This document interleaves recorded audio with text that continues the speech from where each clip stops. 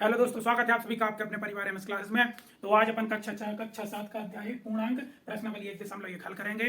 तो आपको क्वेश्चन अपनी बुक में से देखना है, मैं सिर्फ यहाँ पर आपका आंसर हल करूंगा। तो जैसा कि बिना देरी करते हुए, क्योंकि ये प्रश्नावली थोड़ी सी बड़ी है, तो अपन चलते हैं पहले क्वेश्चन पर, जिसमें लिखा है किसी विशिष्ट दिन के स्थानों के तापमानों को डिग्री सेल्सियस में निम्नलिखित संख्याओं द्वारा दर्शाया गया है। एक अपन को संख्या रेखा दी गई है जिसमें विभिन्न स्थानों के तापमान दिए गए हैं, उनको इस प्रकार से उन्होंने बताया है। जैसे मान लो आपका बेंगलुरु है, ऊटी है, ये आपका शिमला है, ये श्रीनगर है, ये लाहौल स्पीति है। ठीक है, तो ये अब बोल रहा है इसमें अपन को करना क्या है। इसमें अपन को ये करना है कि संख्या रेखा को देख के बताना है कि किस जगह का कितना तापमान था। तो ठीक है, अपन बता देंगे भैया अपन को क्या है। तो अपन देख लेंगे कि बेंगलुरु ये 20 है और ये 25 है, ये बीच में क्या है, 4 गैप है। तो बेंगलोर का अपन को पता है, बेंगलोर का तापमान कितना है। बेंगलोर का जो तापमान होगा, बेंगलोर का तापमान आपका होगा 22। ठीक है, जो आपका ऊटी का है, तो ऊटी ये है, ये यहाँ पर 15 है, तो ऊटी पर कितना आ गया, ऊटी का 14 है। ये अपना 5 है। शिमला, शिमला पर फिक्स 5 पर क्या है, शिमला। ठीक है, ये रहा 0। इसके साइड जाएंगे तो अपन फिर माइनस में चले जाएंगे, इसके साइड प्लस में है। तो जो श्रीनगर का तापमान है वो ये है 1 और 2, तो ऋण 2 जो आपका श्रीनगर का तापमान होगा, और ये अपना 5, 6, 7, 8, और ये जो ऋण 8 है ये अपना तापमान कहाँ का होगा, लाहौल स्पीति का। ये अपने तापमान अपन ने देख लिए। अब जो आपसे जिस प्रकार की आपसे क्वेश्चन पूछे जाए, आप उनको उस प्रकार से अपन उनके आंसर देंगे। ठीक है, तो क्वेश्चन नंबर 1 है। क्वेश्चन नंबर 1 बोल रहा है हम संख्या रेखा को देखें और इस पर अंकित स्थानों के तापमान लिखिए। तो यही इनके आंसर है। बेंगलुरु का 22, ऊटी का 14, शिमला का 5, श्रीनगर का ऋण 2, लाहौल स्पीति का ऋण 8। ये अपने ये के सभी आंसर हो गए। अब उन्होंने लिखा है उपर्युक्त स्थानों में सबसे गर्म और सबसे ठंडे स्थानों का तापमान। भैया तो सबसे ठंडा जो है वो ऋण 8 है, और जो बेंगलोर है उसका कितना है, उसका 22 है तापमान। और अपन इनका अंतर निकालेंगे तो इनका अंतर निकल के कितना आ जाएगा, 30। अपन को इन्हीं का अंतर बताना है, तो इनका अंतर निकल के कितना आ जाएगा, इनका अंतर निकल के आ जाएगा 30। इनका अंतर निकल के कितना आ जाएगा, इनका अंतर निकल के आ जाएगा 30। अब आप पूछेंगे भैया कि इनका अंतर बताना है, तो अंतर ऐसा देखा जाएगा कि यहाँ से अपन चलेंगे 22 तक जो अपने धन में है, और उसके बाद ये चलेंगे 8 ऋण वाले, तो ये भी इसमें क्या हो जाएंगे, ऐड हो जाएंगे, जो कि इसका तापमान होने वाला है। जो कि इसका तापमान कितना होने वाला है, इसका तापमान 30 होने वाला है। इसका तापमान 30 होने वाला है। तो जो आपका अगला क्वेश्चन होगा उसमें बोला है लाहौल स्पीति और श्रीनगर के तापमानों का अंतर आपको बताना है। जो आपका श्रीनगर है और आपका जो लाहौल स्पीति है, इनके बीच का अंतर अपन को ज्ञात करना है। जो लाहौल स्पीति और जो आपका श्रीनगर है, इनके बीच का अंतर अपन को ज्ञात करना है। तो जे भैया ऋण के 8 हैं और इनमें से अपन को ऋण का 2 माइनस करना है। ठीक है, तो जब अपन इसमें से माइनस करेंगे तो इनका अंतर निकल के इसको अपन यहाँ लिखेंगे और ये 2 यहाँ हो जाएगा, तो ये ऋण का ये हो जाएगा धन, तो इनका अंतर निकल के कितना आ जाएगा, 6। बोर्ड भैया छोटा है तो अगले क्वेश्चन अपन ऊपर करेंगे, आप इसको 1 मिनट में नोट कर लें।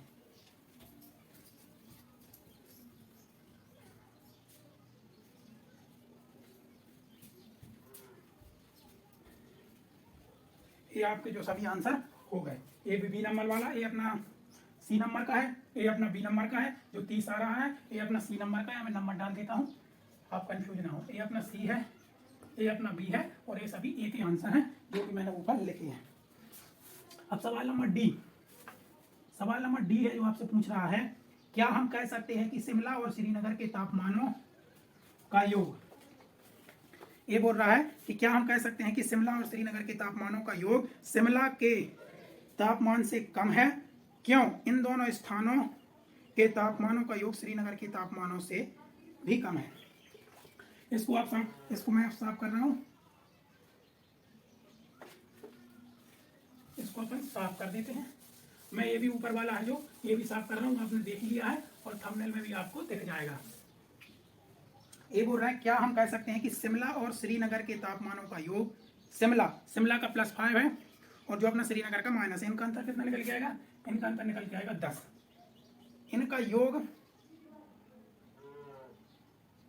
शिमला और तापमानों का शिमला के तापमान से कम है, तो हम बोल सकते हैं हाँ इनका जो योग है शिमला और श्रीनगर के तापमानों का जो योग होगा वो शिमला के तापमान से कम है। तो हाँ हम कह सकते हैं कि इनका जो योग है वो, इसमें अपन को हाँ में टिक करना है कि इनका तापमान कम होगा। अब इसके बाद ये पूछ रहा है क्या इन दोनों स्थानों के तापमान का योग श्रीनगर के तापमान से भी कम है, तो भैया नहीं, शिमला के तापमान से तो अधिक है पर श्रीनगर के तापमान से नहीं है। तो अपन इसमें दो आंसर देने, पहला हाँ में देंगे और दूसरा ना में देंगे। पहला हाँ में देंगे और दूसरा ना में देंगे। इसके बाद अपन पहुंचेंगे, ये अपना सवाल नंबर डी था, ये डी का जो हल है। अब इसके बाद अपन देखेंगे, मैं इसको साफ कर देता हूँ, हाँ ना। इसके बाद अपन देखेंगे सवाल नंबर दूसरा। सवाल नंबर दूसरा, किसी प्रश्न उत्तर में सही उत्तर के लिए धनात्मक अंकों का प्रयोग किया जाता है और गलत उत्तर के लिए ऋणात्मक अंकों का प्रयोग किया जाता है। यदि 5 उत्तर के चक्रों में जैक ने प्राप्त किए गए अंक इतने इतने हैं तो उनके अंकों का कुल योग कितना होगा। इनके भैया अंकों का योग बताना है। तो जैक ने पहले कितने 25 अंक प्राप्त किए, फिर उसके बाद उसने ऋण 5 अंक प्राप्त किए, फिर जैक ने ऋण के 10 अंक प्राप्त किए, फिर जैक ने धन 15 अंक प्राप्त किए, फिर जैक ने 10 अंक प्राप्त किए। तो इस प्रकार से अपन इनको जोड़ेंगे जैसा कि मैंने बोर्ड पर लिखा है। जैक ने अलग अलग परीक्षाओं मतलब अलग अलग विषयों में इस तरह से अंक प्राप्त किए हैं। इस प्रकार से अपन इनको ऐड करेंगे। इस प्रकार से अपन इसको क्या करेंगे, इस प्रकार से अपन इसको ऐड करेंगे। तो अपन देखेंगे ऋण ऋण ये दोनों जुड़ेंगे पर रहेंगे किसके, ऋण के। तो ये हो जाएगा ऋण का 15 और ये हो जाएगा धन का 15, ये हो जाएगा धन का 10 और ये अपना बचेगा 25। तो जब ये 15 से 15 कैंसिल और 25 और 10 35, कितना होने वाला है 35 ही अपना होने वाला है। तो अब इसमें क्या पूछ रहा है कि जैक के अंकों का योग बताइए। तो जैक के जो अंकों का योग है वो 35 निकल के आ गया। तो जैक ने कितने अंक प्राप्त किए, तो लिखेंगे कि जैक के अंकों का योग, जैक के अंकों का योग कितना है, जैक के अंकों का योग भाई साहब 35 है। जैक ने 35 अंक प्राप्त किए। कुछ में भैया जैक साहब थे, जो वो जैक साहब थे भैया कुछ ऋण में चले गए। इनने इतने सही आंसर किए कि माँ साहब भी इनसे खुश हो गया और उसने इनको बहुत सारे नंबर दिए। बोला भाई साहब ऋण में नंबर लेके जाइए अपने घर, धन में तो मिलते ही हैं, आप इतना अच्छा लिख रहे हैं कि आप मेरी तरफ से भी 5 अंक लेके जाइए। जो पेपर वाला था उसने कहा मेरे 5 लेके जाइए, 6 लेके जाइए। जिसने दिए सो दिए, मैं आपको एक्स्ट्रा बोनस में दे रहा हूँ। तो जैक साहब भैया नंबर लेके आए हैं इतनी सारी। अब देखेंगे सोमवार को श्रीनगर का तापमान, इसको मैं साफ कर रहा हूँ, एक बार आप नोट कर लें। मैं थोड़ा जल्दी पढ़ाने वाला हूँ क्योंकि ये जो प्रश्न बनी है बहुत बड़ी है। सवाल नंबर तीसरा, सवाल नंबर तीसरा बोल रहा है कि सोमवार को श्रीनगर का तापमान ऋण 5 था और मंगलवार को तापमान 2 कम हो गया। मंगलवार को श्रीनगर का तापमान क्या था, बुधवार को तापमान 4 बढ़ गया, तो बुधवार का तापमान क्या था। चलो भैया अपन चलते हैं मंगलवार। मंगलवार को ये बोल रहे हैं सोमवार को श्रीनगर का तापमान कितना था, यहाँ पर लिख लेंगे सोमवार को जो श्रीनगर का तापमान था वो ऋण 5 था। मंगलवार को 2 कम हो गया, 5 तो पहले से ही था। जब अपन मैंने बोला आप 0 से इस साइड जाएंगे तो वो कम ही हो रहा है। ऋण 5 तो पहले से ही था और भाई साहब ऋण 2 और कम हो गया। तो जो मंगलवार को तापमान है वो ऋण 7 चला गया। उसके बाद बात करेंगे बुधवार की। उसके बाद अपन बात किसकी कर रहे हैं, बुधवार की। तो ये बुधवार को बोल रहे हैं, ये आपको समझ में आ गया कि ऋण 5 था, माइनस में था, बहुत ज्यादा ठंड थी और भाई साहब 2 कम और हो गया।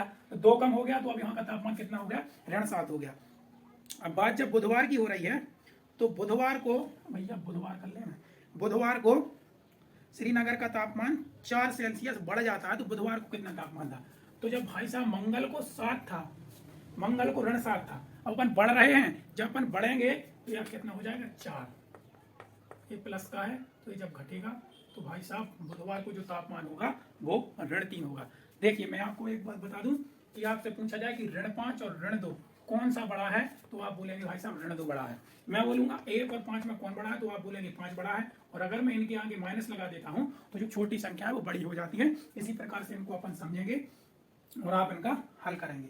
तो आप इसको नोट कर लें, जो अपना ऋण 3 और ऋण 7 अपना आंसर आ रहा है।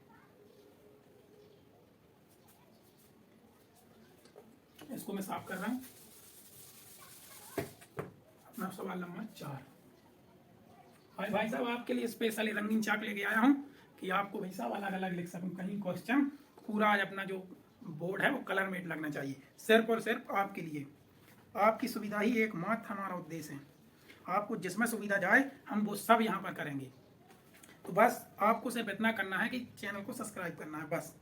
अब लिखेंगे एक हवाई जहाज समुद्र तल से 5000 मीटर ऊंचाई पर उड़ रहा है।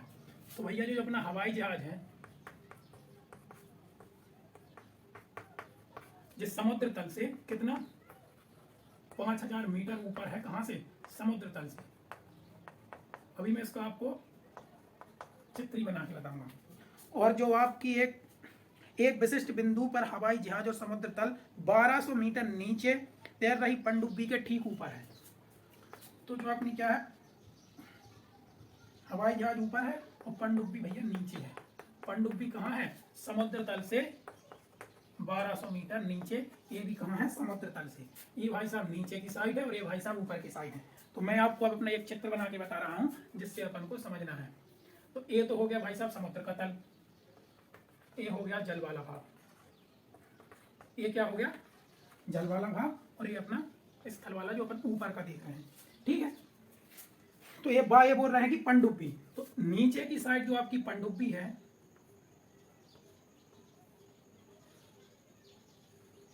जो आपकी पनडुब्बी है वो नीचे की साइड कितना है? नीचे की साइड 1200 मीटर है। यार भाई साहब अपना एरोप्लेन आ रहा है, ये मछली बन गई है, पर भाई साहब इसको एरोप्लेन आप समझे, आप इसको एरोप्लेन समझे, मछली नहीं है, ये एरोप्लेन है। और ये भाई साहब कहाँ उड़ रहे हैं? ऊपर की ओर उड़ रहे हैं। और कितने पर? 5000 मीटर पर। ऐसा अपना डायग्राम होने वाला है। जो समुद्र, ये समुद्र है अपना, तो पनडुब्बी नीचे की साइड 1200 मीटर और जो जहाज है वो ऊपर, हवाई जहाज उड़ रहा है वो 500 मीटर ऊपर की ओर। अब अपन देखें क्वेश्चन पूछा क्या गया है कि पनडुब्बी और समुद्र जहाज के बीच की ऊर्ध्वाधर ऊंचाई, ये जो ये ऊंचाई है, इन दोनों को अपन को ऐड करना है। तो अपन क्या लिखेंगे? अपन इन दोनों को ऐड कर देंगे तो जो अपना आंसर आने वाला है वो 5000 प्लस 1200 यहाँ ऐड करेंगे तो जो 6200 मीटर। तो अपन नीचे एक लाइन लिखेंगे, मैं बोल रहा हूँ आप लिख लेंगे कि हवाई जहाज और पनडुब्बी के जो बीच की दूरी है, उन दोनों के बीच का जो अंतर है वो 6200 मीटर होने वाला है। तो आप इसको नोट कर लें और इस चित्र को भी अपने दिमाग में रख लें या फिर छोटा सा डायग्राम कहीं पर बना लें। और ये इसमें बुक में बना है, ये मैंने अपने मन से नहीं बनाया ना, आप सोचें डायग्राम, ये देख सकते हैं आप, ये आपकी बुक में डायग्राम है। इन दोनों को अपन को ऐड करना था, यही अपना आंसर है। तो लिखेंगे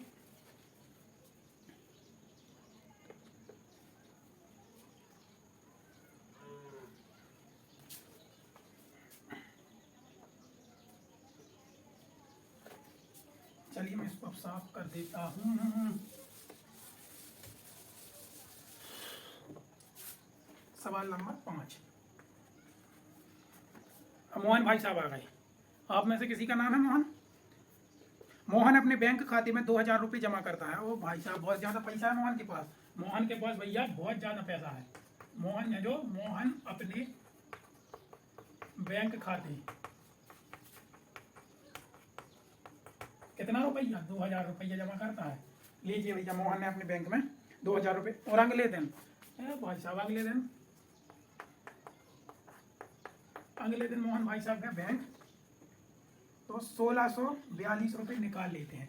अगले दिन 1642 रुपये निकाल लेंगे। मोहन भाई साहब को कुछ काम आ गया है तो भाई साहब ने 1642 रुपये क्या करिए? निकाल लिए। 1642 रुपये क्या किए? उन्होंने निकाल लिए। 2000 रुपये जमा किए थे, 1642 रुपये निकाल लिए। अब ये पूछ रहे हैं कि खाते में जमा किए गए निरूपित करोगे, निकासी के पश्चात मोहन के खाते में शेष राशि कितनी है? लीजिए भैया, क्या करना है? मोहन के पास कितनी शेष राशि है? तो पहले भाई साहब 2000 तो इन्होंने जमा किए थे, 1642 रुपये जब निकाल लिए तो कितना बचेगा? इसको अपन को माइनस करना है, इसको अपन को माइनस करना है। तो इसको अपन क्या करेंगे? माइनस करेंगे। तो यहाँ पर 10 तो यहाँ बचेगा 8, यहाँ बचेगा 10 तो यहाँ बचेगा 9, यहाँ बचेगा 5, यहाँ पर बचेगा 9, यहाँ बचेगा 3, यहाँ पर बचेगा 0। तो लिखेंगे कि मोहन के खाते में शेष जमा राशि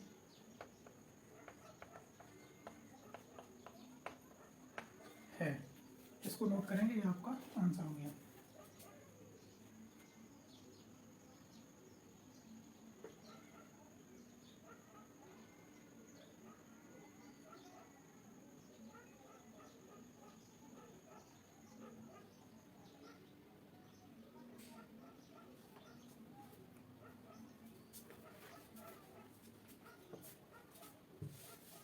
चलिए इसको मैं साफ कर देता हूँ।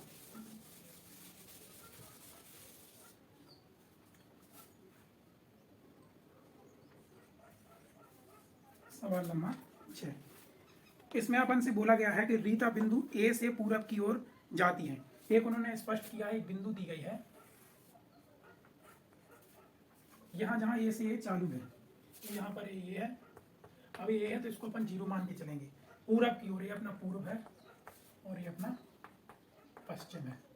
ये अपना पूरब है और ये अपना क्या है, ये अपना पश्चिम है।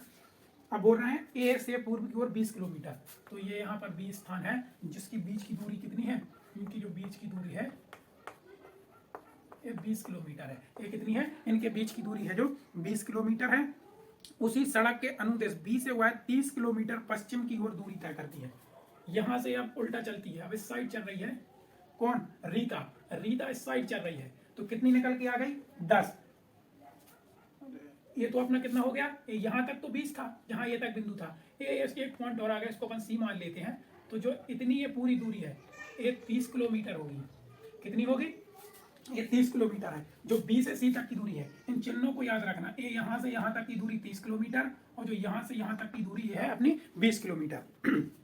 अब पूछा गया यदि पूर्व की ओर तय की गई धनात्मक से निरूपित किया जाता है तो पश्चिम की ओर तय की गई दूरी को आप कैसे निरूपित करेंगे। बिंदु ए से बी तक की अंतिम दूरी को पूर्णांक में निरूपित कीजिए। अपन को जो ए से अंतिम स्थिति में अपन को तय करना है, ठीक है। तो जब वो ए से बी चली, फिर बी से कहाँ चली, दूसरी चार्ट ले लेता हूँ, बी से सी चली, तो ये जो दूरी है कितनी थी, 20 किलोमीटर। ये जो दूरी है ये कितनी है, 30 किलोमीटर। ये कितनी दूरी है, ये 30 किलोमीटर है। तो अपन को ए से सी तक की बतानी है, ए से सी। तो अपन कुछ नहीं, 20 में से -30 करेंगे तो जो आंसर निकल के आएगा वो -10 होगा। तो ये आपका आंसर होने वाला है।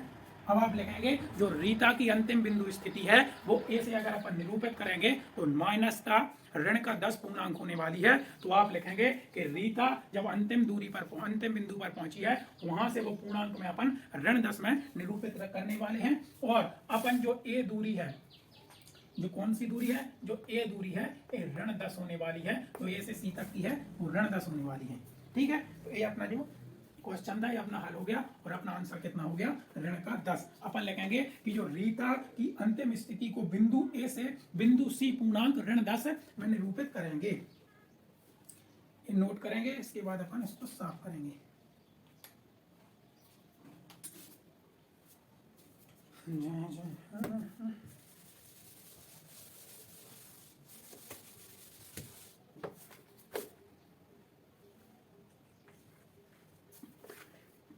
किसी मायावी वर्ग, सवाल नंबर 7 इसमें दिया गया है, किसी मायावी वर्ग के प्रत्येक पंक्ति, प्रत्येक स्तंभ, प्रत्येक विकर्णों का योग समान होता है। बताइए निम्नलिखित में से कौन सा वर्ग मायावी है। अपन को इसने 2 वर्ग दिए हैं,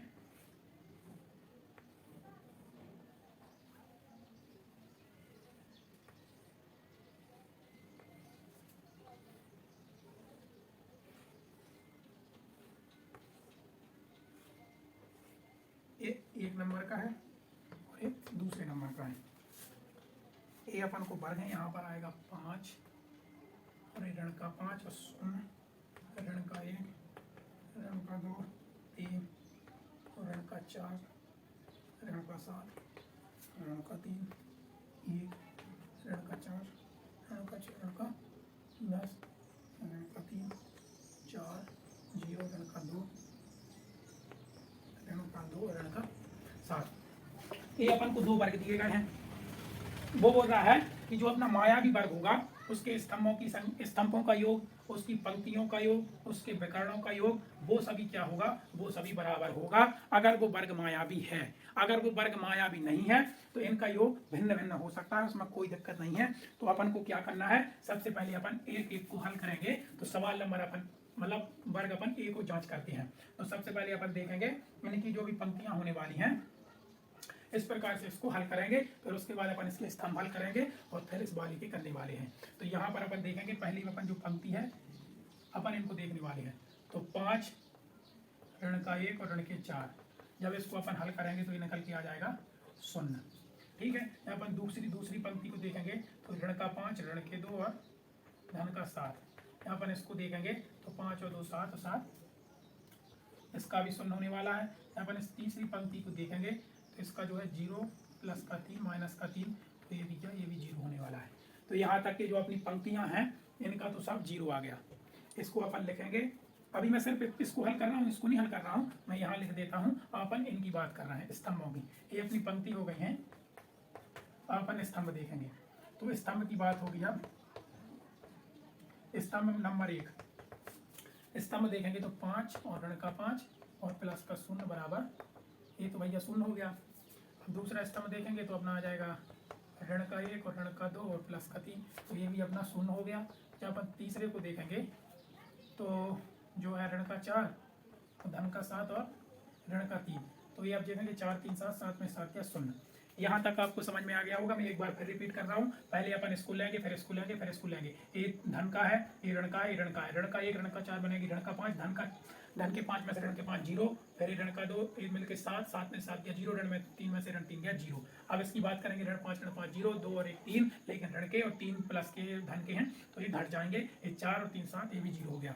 अब बात करेंगे विकर्ण की, तो मैं विकर्ण को यहाँ लिख रहा हूँ। अभी सिर्फ अपन, मैं बार बार दोहरा रहा हूँ, अभी सिर्फ अपन इसको देख रहे हैं, अभी सिर्फ अपन इसको हल कर रहे हैं, तो आप इस पर ध्यान दें। तो सिर्फ 2 विकर्ण होते हैं, अपन उन्हीं को हल करेंगे। तो पहला विकर्ण ए होने वाला है, दूसरा विकर्ण ए होने वाला है। तो पहले विकर्ण में है 5 और जो है ऋण का 2 और ऋण का 3, तो ये भी यहाँ से देखिए ऋण 2 और ऋण 3, ऋण का 5 और ऋण का 5 जब घटेगा तो 0 आ जाएगा। अपन देखेंगे दूसरे को तो 4 और 2 कितना होने वाला है, 4 माइनस का और ऋण का 2 और प्लस का 0, तो ये यहाँ से माइनस का 2 होने वाला है, यहाँ से माइनस का 2 होने वाला है।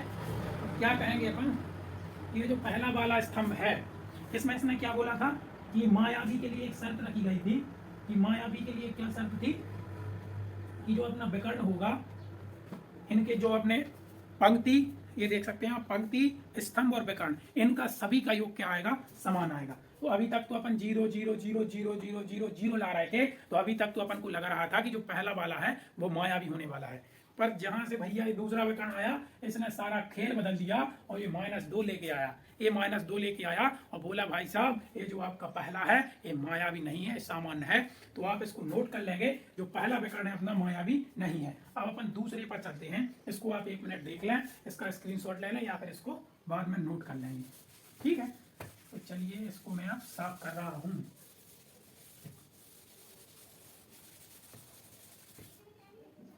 अब मैं इस विकर्ण को भी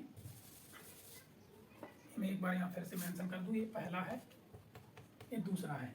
यहाँ पर मैं पंक्ति लिखूंगा, यहाँ पर मैं स्तंभ लिखूंगा और यहाँ पर मैं विकर्ण लिखूंगा। अब बात हो रही है सेकंड वाले की, तो यहाँ पर सेकंड वाले की अपन पहली पंक्ति, यहाँ पर मैं दूसरी पंक्ति और यहाँ पर मैं तीसरी पंक्ति लिखने वाला हूँ। तो देखेंगे 1 और ऋण का 10 और धन का 0, जो निकल के आने वाला है वो क्या है, माइनस का 9। फिर देखेंगे ऋण का 4, ऋण का 3 और ऋण का 2, तो ये निकल के आएगा 4 3 7 2 9, माइनस का 9 यहाँ भी आ गया। यहाँ पर अपन देखेंगे ऋण का 6 है, प्लस का 4 है, माइनस का 7 है। देखिए जो 6 में से 4 जाएंगे तो आपके -2 आएंगे, -2 -7 -9। तो अभी तक अपन ने देखी है जो जितनी तीनों पंक्तियों का जो योग है वो ऋण 9 ऋण 9 ऋण 9 आ रहा है। तो पंक्ति के हिसाब से देखें तो अभी तक तो सभी पंक्तियों के समान आ रहे हैं, तो अभी अपन को और आगे हल करना पड़ेगा। अगर यहाँ पर कुछ और आ जाता तो अपन बोल देते कि ये भी मायावी नहीं है, पर इसमें अभी ये नहीं बोल सकते क्योंकि इन तीनों पंक्तियों का योग समान आ रहा है। अपन स्तंभ पर जाएंगे, तो जब अपन स्तंभ पर जाएंगे तो देखेंगे अपन धन का 1, ऋण के 4 और ऋण का 6। जब इसको हल करेंगे तो 6 4 10, 10 में से 1 गया, एक ऋण का 9 यहाँ आ गया। फिर देखेंगे अपन ऋण का 10, ऋण का 3 और धन का 4, इसको भी जब अपन का 10 और 3 13, 13 में से 4 गया, ऋण के 9। और जब अपन 0 ऋण 2 और ऋण का 7, जब अपन इसको हल करेंगे तो ये भी ऋण का 9 आने वाला है। तो अभी अपन ने पंक्ति भी एक समान है, स्तंभ भी एक समान है, जैसा कि पहले में देखा गया था। पहले का खेल किसने बिगाड़ दिया था, विकर्ण ने। जो दूसरा वाला विकर्ण था उसने इसका खेल बिगाड़ दिया, और इसमें हो सकता है ऐसा ना हो। यहाँ से देखेंगे अपन 1 ऋण 3 विकर्ण ये है, और ऋण का 7 विकर्ण आप जानते हैं, नहीं जानते हैं तो कोई बात नहीं, मैं बता दूंगा। चलिए 0 ऋण का 3 ऋण का 6। चलिए भाई साहब ये भी हो गया।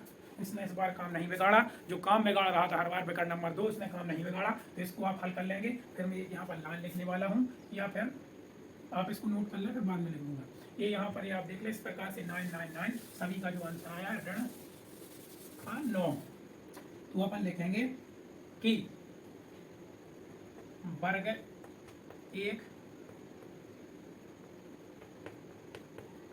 मायावी नहीं है, और जो अपना वर्ग 2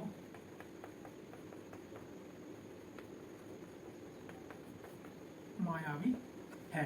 क्या लिखेंगे? वर्ग 1 मायावी नहीं है, वर्ग 2 मायावी है। इसको अपन ने हल कर लिया है। चलिए सवाल नंबर अपना 7 पर पहुंचने वाले हैं। सवाल नंबर कितने पर? सवाल नंबर अपन 7 पर पहुंचने वाले हैं। इसको आप नोट कर सकते हैं।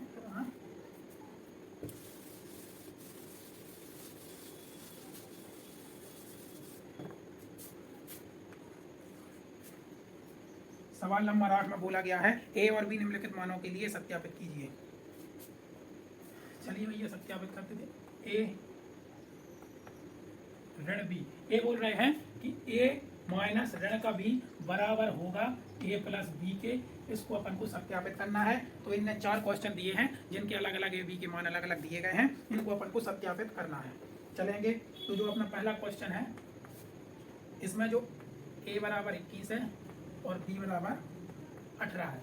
ए बराबर 21 है, बी बराबर 18 है। अपन जब इसको हल करेंगे तो 21 ऋण और ऋण का 18 और 21 18। जब अपन देखेंगे बाहर माइनस है और इसका जब अंदर गुणा होगा तो ये भी क्या हो जाएगा? प्लस हो जाएगा।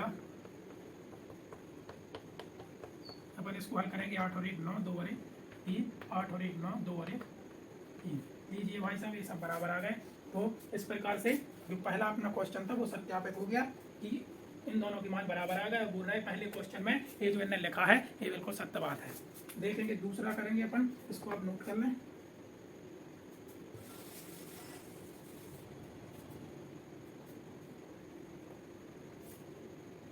दूसरे में 118 125 ये होने वाला है। तो यहाँ पर अपन ए का मान रखेंगे 118 माइनस माइनस का 125 बराबर 118 प्लस 1 2 5। इस प्रकार से अपन ने फिर कर लिया। जब ये अंदर होगा तो 118 प्लस 125 बराबर 118 प्लस 125। अब आप इसको जोड़ के देख लें, ये भी क्या होने वाला है? बराबर होने वाला है।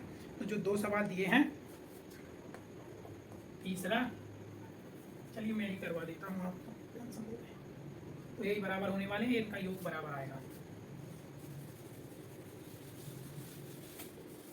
तो इसका जो अपना तीसरा है और चौथा है, इसको आप करेंगे क्योंकि एक समान है, इनका भी योग बराबर ही होगा। ये मेरा ऐसा मानना है और यही सत्य होने वाला है। तो ये आपको घर पर ट्राई करने हैं। और अपन देखेंगे नंबर 9, क्योंकि क्लास थोड़ी लंबी हो रही है इस कारण से। सवाल नंबर 9 है, ये बोल रहे हैं इनने ए बी और इसमें अपन को बड़ा छोटा और बराबर का इस्तेमाल करना है। इस प्रकार से ये कुछ क्वेश्चन है, इनको देखते हैं। पहले को अपन ट्राई करेंगे। सवाल नंबर 1, सवाल नंबर जो 1 है, तो इसके एक तरफ ऋण के 8 और धन और ऋण के 4। यहाँ पर एक कोष्टक बना है और इस साइड ऋण के 8 और ऋण के 4 लिखा है। ठीक है, तो ये अपन कितना हो जाएगा? ऋण ऋण 12 और 1 किसके रहेंगे? ऋण के। बीच में कोष्टक है और ये यहाँ पर प्लस हो जाएगा। अंदर जब इसको हल करेंगे तो ऋण के 8 धन का 4, जब इसमें से माइनस करेंगे तो कितना आने वाला है? ऋण का 4। तो जो पहले का आंसर होगा, देखिए ऋण का 12 और ऋण का 4। अभी मैंने आपको कुछ देर पहले बताया था कि ऋण में जो संख्या छोटी होती है वो बड़ी होती है, तो इसका आंसर आने वाला है ए। इस प्रकार से ये संख्या बड़ी होगी, ये संख्या छोटी होगी। और अगर यही ये बात दोनों अगर एक प्लस में होते तो जो संख्या 12 है वो बड़ी हो जाती। बात अगर ऋण में है तो जिन ऋण में जो छोटी संख्या वो बड़ी मानी जाती है, जो बड़ी संख्या है ऋणात्मक संख्या जो बड़ी होगी वो छोटी मानी जाएगी। तो इस प्रकार से पहला अपना हल हो गया। इसको आप नोट कर लें।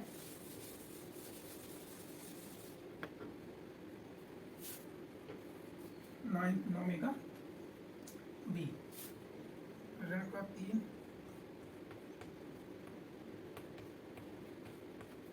चलिए यहाँ पर एक कोष्टक है 15 ये अपना क्वेश्चन है। तो देखेंगे कि ऋण 19 और ऋण 3 जब ये दोनों जुड़ेंगे तो ये कितना हो जाएगा, ऋण का 22 धन का 7। अब एक एक स्टेप अपन हल कर रहे हैं।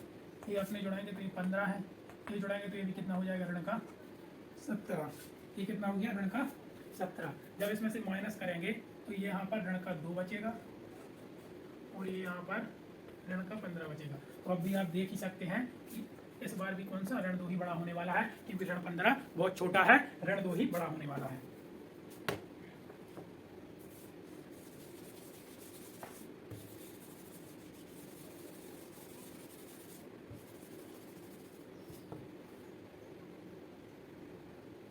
सवाल नंबर सी 23, 41, 11, 23, 41, 11, 23, 41, 11।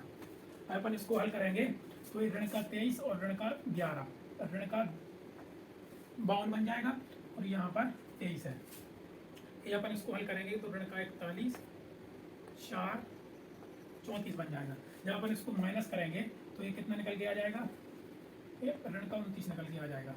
ठीक है, ये कितना हो जाएगा, ऋण का 29 और ये निकल के कितना आने वाला है, ये ऋण का 7 निकल आएगा। तो आप देख ही सकते हैं यहाँ कि क्या बड़ा होने वाला है, जो ऋण का 7 है, ऋण का 7 है वो बड़ा होने वाला है और जो ऋण का 29 है छोटा होने वाला है।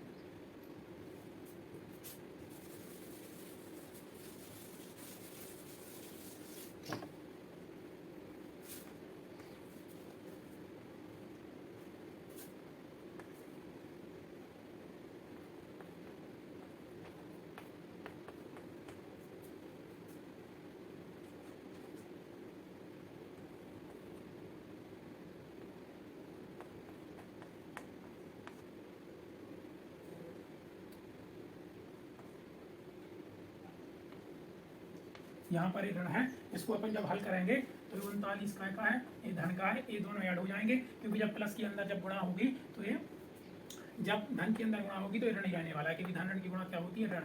तो ये 5 4 का 9, 2 और 1 3, ये यहाँ पर इतना हल कर दिया अपन ने। अब इसको हल करेंगे तो ये भी ऐड, ए प्लस का और ए प्लस का, जब इसके अपन अंदर गुणा करेंगे तो ये क्या हो जाएगा, ए प्लस माइनस माइनस मिलकर प्लस बन जाएगा। 36 36 72 और माइनस का 52, तो 39 में से 39 जाएगा तो कितना बचेगा, 0। 0 बचने वाला है, नहीं बचने वाला है, 0 बचेगा। और यहाँ पर कितना बचेगा, प्लस का 20। तो अब आप बता सकते हैं कि अब क्या बड़ा है। भाई अपन को दिख रहा है कि 0 ये दोनों प्लस में है, तो जब प्लस की बात होती है तो जो बड़ी संख्या होती है वही बड़ी होती है। कौन सा, ये ऋण में है, ये दोनों धन में है, तो धन का 20 बड़ा होने वाला है। आप नोट कर सकेंगे।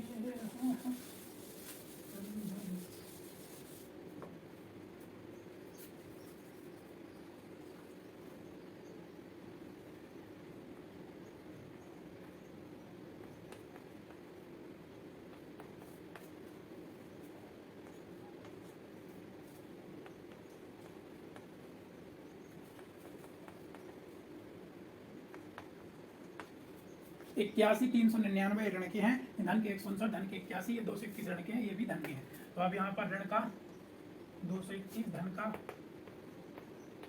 9 और 1 10 10 का 0 हाथ में 1 9 7 5 12 और 1 13। आप ऐसा ही बोल सकते हैं 80 50, जैसा आपको बोलोगे। ऋण का 399 है और ये भी जुड़ेगा तो कितना हो जाएगा, 9 और 1 10 10 का 0 हाथ में आई 1 8 और 5 12 12 और 1 13 की जब अपन 3 लाएंगे यहाँ से लाएगी 1 और 1 2, ये अपना 230, वो अपना 130।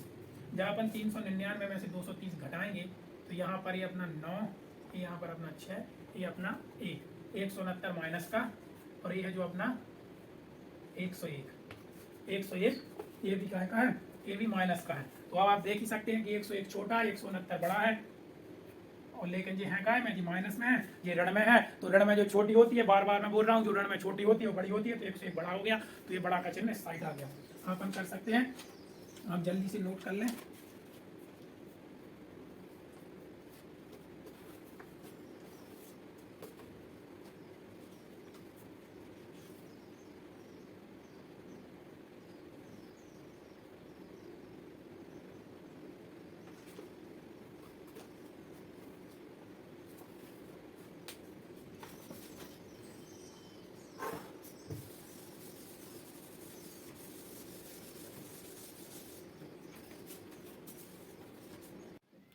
10वां नंबर का जो अपना क्वेश्चन है अपन इसको हल करने वाले हैं। तो सवाल नंबर 10 सवाल नंबर 10 में बोला गया है एक तालाब के पास तालाब में अंदर की ओर सीढ़ियां लगी हैं। तालाब आपने देखा ही होगा, उसमें अंदर की ओर क्या लगी हैं, सीढ़ियां लगी हैं। एक बंदर ऊपर वाली सीढ़ी पर बैठा है। एक बंदर कहाँ बैठा है, तालाब की जो सबसे ऊपर वाली सीढ़ी पर है, यानी पहली सीढ़ी पर बैठा हुआ है और पानी 9वीं सीढ़ी पर है। मान के चलिए आपका तालाब है और ये यहाँ पर ये कुछ सीढ़ियां लगी हुई हैं। ये यहाँ पर पानी 1 2 3 1 2 3 4 5 6 7 8 9। यहाँ पर बंदा बैठा हुआ है, वो एक छलांग, अब पहले नंबर का क्वेश्चन है वह एक छलांग में 3 सीढ़ियां नीचे खिसक जाता है।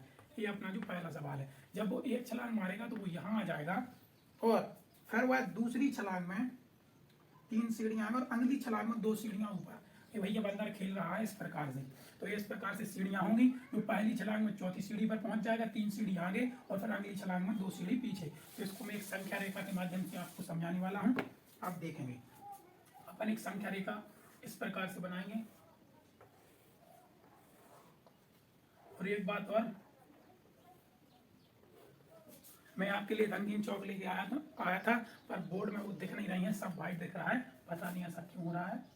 ये आपका पहला, ये आपकी दूसरी सीढ़ी, ये आपकी तीसरी सीढ़ी, ये आपकी चौथी, ये आपकी 5वीं, ये छठी, ये आपकी 7वीं, ये आपकी 8वीं, ये आपकी 9वीं। चलिए थोड़ी सी बड़ी वाली है, ठीक है। तो पहली छलांग में वो क्या करेगा, पहली सीढ़ी से छलांग मारेगा और 3 सीढ़ी आगे आ जाएगा। आ गया, पहली सीढ़ी में उसने छलांग मारी और कहाँ पर आ गया, चौथी सीढ़ी पर वो आ गया। तो ये उसकी कितनी छलांग हो गई, ये पहली छलांग। फिर दूसरी छलांग वो मारेगा तो वो यहाँ पर आ जाएगा, तो ये उसकी दूसरी छलांग होगी। कितनी छलांग हो गई, 2 छलांग, और अभी वो दूसरी सीढ़ी पर पहुंच गया। फिर वो यहाँ से छलांग मारेगा और यहाँ आ जाएगा। कहाँ पर आ गया, 5वीं सीढ़ी पर आ गया, क्योंकि 3 सीढ़ी आगे जा रहा है, 1 2 3, ठीक है। ये उसकी तीसरी छलांग होगी। मैं बुक को थोड़ा इस साइड रख देता हूँ। फिर वो छलांग लगाएगा, फिर वो छलांग लगाएगा कहाँ पर, ऊपर की ओर। तो वो यहाँ से एक सीढ़ी छोड़ वो यहाँ पर आ जाएगा, यहाँ पर आ जाएगा। ये उसकी कितने नंबर की छलांग है, नंबर 4। फिर वो तीसरी सीढ़ी पर है, फिर वो यहाँ से छलांग लगाएगा, सीढ़ी नंबर 6 पर पहुंच जाएगा। फिर वो यहाँ से छलांग लगाएगा और ये अपनी चौथी थी, ये 5वीं छलांग है, ये उसकी छठी छलांग है, ठीक है। फिर चौथी सीढ़ी से छलांग लगाएगा, 7वीं पर पहुंच जाएगा, ये उसकी 7वें नंबर की छलांग है। 7 से फिर वो छलांग लगाएगा 2 ऊपर की ओर, तो 5 पर पहुंच जाएगा, ये उसकी 8वीं नंबर की छलांग होगी। फिर 5 से सीधा छलांग लगाएगा, 8 पर आएगा, ये उसकी 9वीं नंबर की छलांग होगी। फिर 8 से सीधा छलांग लगाएगा, वो 6 पर पहुंच जाएगा, ये उसकी 10वीं नंबर की छलांग होगी। और जब 6 से लगाएगा तो ये वहां पर, जब 11वीं छलांग लगाएगा तो ये पानी पर पहुंच जाएगा। अब अपन को छलांग नहीं लगानी है।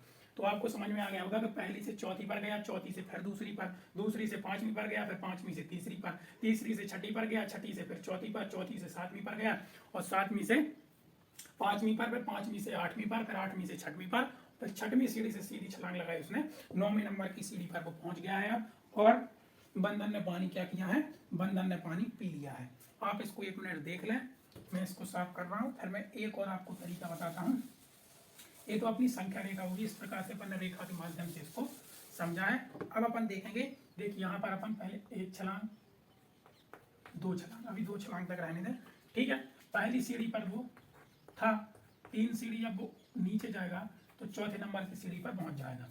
फिर जब वो चौथी से 2 सीढ़ी ऊपर जाएगा तो फिर वो दूसरे नंबर की सीढ़ी पर पहुंच जाएगा। जब वो तीसरी छलांग लगाएगा, तीसरी छलांग 2 से तो 5 हो जाएगा। फिर जब वो चौथी छलांग लगाएगा तो फिर 5 से कहाँ आ जाएगा, ठीक है, 5 से वो कहाँ आ जाएगा, 5 प्लस 5 में से जब वो 2 छलांग ऊपर की ओर लगाएगा तो वो तीसरी सीढ़ी पर आ जाएगा। जब वो तीसरी छलांग लगाने वाला है, ये 5 नंबर सीढ़ी हो गई, तो जब वो तीसरी से फिर 3 आगे जाएगा तो 6वीं सीढ़ी पर पहुंच जाएगा। फिर जब वो 6वीं सीढ़ी से 2 ऊपर की ओर जाएगा तो चौथी नंबर की सीढ़ी पर पहुंच जाएगा। जब वो 7वीं छलांग में, चौथी सीढ़ी पर अभी वो है, फिर 3 छलांग वो नीचे की ओर लगाएगा तो 7वीं सीढ़ी पर पहुंच जाएगा, और 7वीं सीढ़ी पर अब वो पहुंच गया है। और जब वो 7वीं सीढ़ी से ऊपर की ओर छलांग लगाएगा तो 5वीं सीढ़ी पर पहुंच जाएगा। ठीक है, 5वीं सीढ़ी पर वो पहुंच गया है। ठीक है, और जब वो 1 2 3 4 5 6 7 8 ये 9वें नंबर की छलांग है, 9वें नंबर की जब वो छलांग लगाएगा तो कहाँ पर पहुंच जाएगा? 9वें नंबर की जब वो छलांग लगाएगा तो वो पहुंचने वाला है 5 + 3, 8वें नंबर की सीढ़ी पर पहुंच जाएगा। जब वो 10वें नंबर की छलांग लगाएगा तो 8 में से फिर 2 माइनस होंगे तो वो 6ठे नंबर की सीढ़ी पर पहुंच जाएगा। जब वो 6वें नंबर की सीढ़ी पर बैठा है और आगे की ओर छलांग लगाएगा तो वो 9वें नंबर की सीढ़ी पर पहुंच जाएगा, और यहीं पर वो पानी क्या करेगा भाई साहब? पानी पी लेगा। लीजिए, तो बंदर ने इस प्रकार से पानी पिया। पहले तो उसने पूरी अपनी जितनी भी एनर्जी थी इस प्रकार खेलने के माध्यम से पूरी निकाल दी, और फिर उसके बाद उसने क्या किया? फिर उसके बाद उसने पानी पिया। तो आप इसको देख ले 1 मिनट।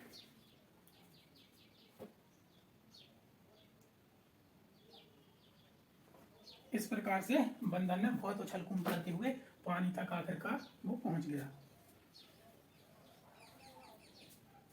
अब मैं भाई साहब इसको साफ कर रहा हूं। कुछ नहीं करना है, 3 जोड़ना है। पहली सीढ़ी में 3 जोड़ेंगे, जितना आएगा उसमें से 2 घटा देंगे, फिर 3 जोड़ेंगे, फिर 2 घटा देंगे, फिर 3 जोड़ेंगे, फिर 2 घटा देंगे, जब तक 9 ना आ जाए तब तक ये श्रृंखला अपन को बनानी है। अब अपन 10वें नंबर का बी क्वेश्चन देखने वाले हैं। बी में देखते हैं बंदर कर क्या रहा है। दूसरे नंबर का है, और इसमें बी नहीं है, दूसरा है। क्या दिया हुआ है? दूसरा।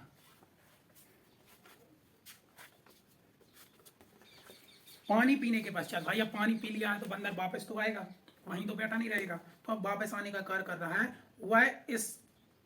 वह एक छलांग में 4 सीढ़ी ऊपर की ओर और अगली छलांग में 2 नीचे की ओर आता है। कितनी छलांग में वह ऊपर पहुंच जाएगा? ठीक है, तो पहली छलांग में जब वो, अब अपन इसको संख्या रेखा एक बार बना लेते हैं, और जो मैंने बाद में जो ऐसा किया था वो आपको करना है। ठीक है, मैं सिर्फ आपको एक रेखा के माध्यम से समझाता हूँ कि अब बंदर भाई साहब ने पानी पी लिया है। 9 8 7 6 5 4 3 2 1। अब वो क्या बोल रहे हैं देखते हैं कि एक छलांग में 4 सीढ़ी ऊपर की ओर, एक छलांग में 4 सीढ़ी ऊपर की ओर, एक छलांग में कितनी सीढ़ी? 4 सीढ़ी ऊपर की ओर। तो 9वीं नंबर की वो सीढ़ी पर बैठा है। जब 1 2 3 4 सीढ़ी ऊपर आएगा तो 5 पर आ जाएगा, और ये उसकी पहली छलांग है। ये उसकी पहली छलांग है। यहाँ पर आप सीढ़ी भी लिख सकते हैं, सीढ़ी है। ठीक है, अब उसके बाद अगली छलांग में वो 2 सीढ़ी नीचे की ओर आ रहा है। 2 सीढ़ी जब नीचे की ओर आएगा तो कहाँ पर पहुंच जाएगा? 7 पर, और ये उसकी दूसरे नंबर की छलांग होगी। ठीक है, दूसरे नंबर की छलांग होगी। अब 7 से फिर 4, 1 2 3 4, भाई साहब लीजिए, ये उसकी तीसरी छलांग हो गई। अब फिर 2 सीढ़ी ऊपर की ओर आएगा, यहाँ आ जाएगा, ये उसकी चौथी छलांग हो गई। और जब वो फिर 5 से छलांग मारेगा तो कहाँ पर आ जाएगा? पहली सीढ़ी पर। और जब अपन पहली सीढ़ी पर आ जाएंगे तो अब उछल कूद अपन को बंद कर देना है। अब यही अपना क्या होगा? आंसर होगा, क्योंकि वह पहली सीढ़ी पर आ गया है। अब ये नहीं करना है कि 2 सीढ़ी नीचे की ओर और फिर निकाल दिया, नहीं, अब नहीं, इतना ही। तो गिनेंगे अपन 1 2 3 4 5, तो लिखेंगे 5 छलांग में ऊपर आ जाएगा। बंदर भाई साहब क्या करेंगे? बंदर भाई उछल कूद करने के साथ पानी पीने गया और फिर उछल कूद करके वापस आ गया। भाई वापस भी इस प्रकार से आया कि उसको फिर से प्यास लग आई होगी, तो वो फिर से पानी पीने जाएगा। और दिन भर यही खेल है उसका, छलांग मार के नीचे जाता है, छलांग मार के ऊपर आता है, और कोई काम नहीं है। अब बंदर तो भाई करते ही उछल कूद। आप इसको भी नोट कर लें, फिर मैं इसको एक बार साफ करने वाला हूँ।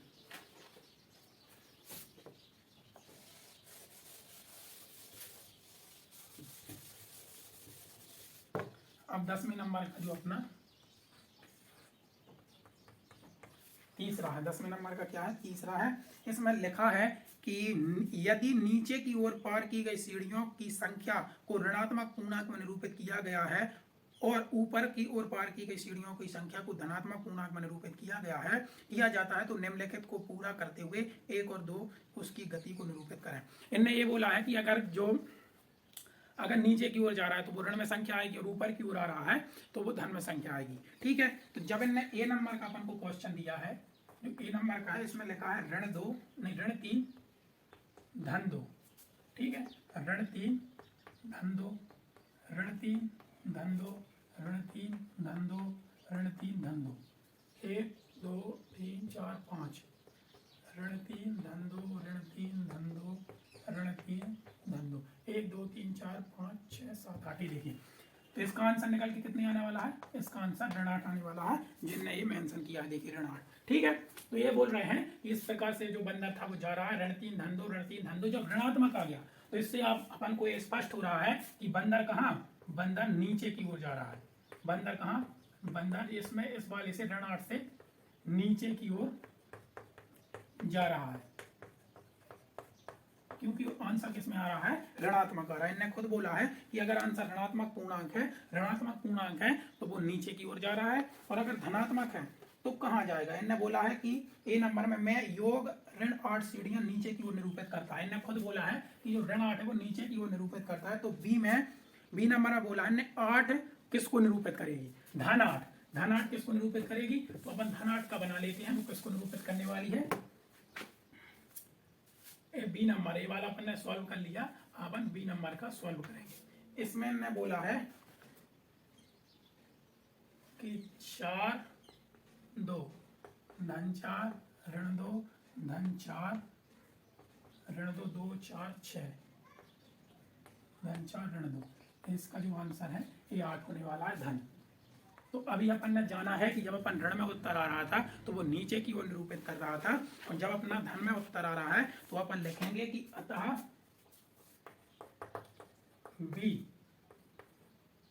बी का जो धन 8 है वो ऊपर की ओर